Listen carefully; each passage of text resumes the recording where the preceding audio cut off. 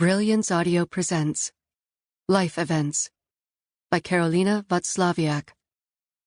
Performed by Amy Landon. The hills around the freeway were a dusty yellow, showing wear from months of drought. Winter rains hadn't settled in yet, and the last few years had been absent any significant storms. I was not good at having confrontations, so I was fleeing again. After you've driven through Mojave, California, there isn't much left in the way of towns as you head north. An airplane graveyard sparks up from the dry brush a few miles out, where pickup trucks with "Don't Tread on Me" stickers drive fast on narrow roads. The kind of roads that lead into vast desert nothingness, punctuated only by rusted, spray-painted freight trains that roll slowly toward one border or another. Outside Mojave, red rocks spring up, before giving back over to flat, dusty land, dotted with wind-worn white crosses jutting out at different mile markers by the road, signifying people who didn't make it home. This emptiness, of places long past their boom, mining towns and turn-of-the-century company towns, felt comfortable to me. I looked for burned-out ghost towns next to long-shuttered convenience stores, because I liked to think about the limitations of what someone's imagination could build out here. I stopped at one such relic on my drive, enticed by a sign that looked newer than anything else alongside the road, announcing, "Frog balls for sale." The store's glass doors were grimy and locked, the shelves dusty and half-filled with faded boxes of Hamburger Helper and milky-hazed jars of what I could only assume were floating frog balls. This ghost town was not all that different from other roadside stops I had made before. It was just missing a burned-out Cadillac out front. Here, freestanding motel bungalows with broken-down doors lined the two-lane road, evidence of a simpler time. One such bungalow had been converted into a bar, with a rotting piano inside, with bottles strewn across tables and yellowed American flags serving as both window dressing and curtains to diffuse the light.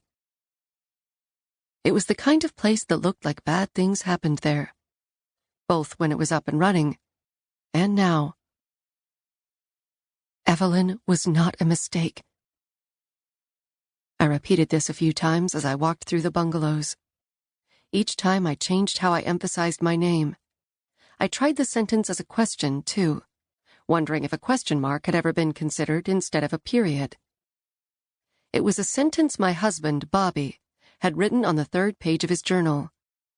I don't know why I picked it up and flipped through it, but I wasn't sorry.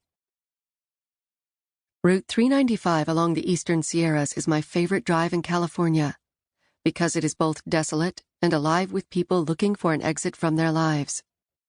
I had done it before, alone and not, a number of times, and was always charmed by the seeming lawlessness of this stretch of California.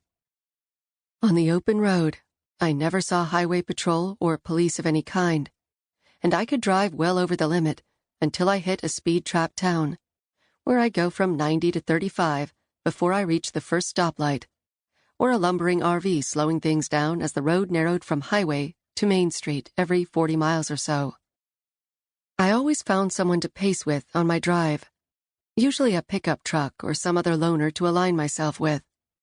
I wondered where they were going, and made up stories about a soldier just home, or a rancher heading to his land. Always men, because men always seemed to be going somewhere alone. The women I saw were part of family units, passengers in SUVs or drivers for packs of sporty children. I didn't often see women like me, women heading to an unknown destination, alone. On my drive this time, near the turnoff to a gas station, a motorcyclist entered the highway.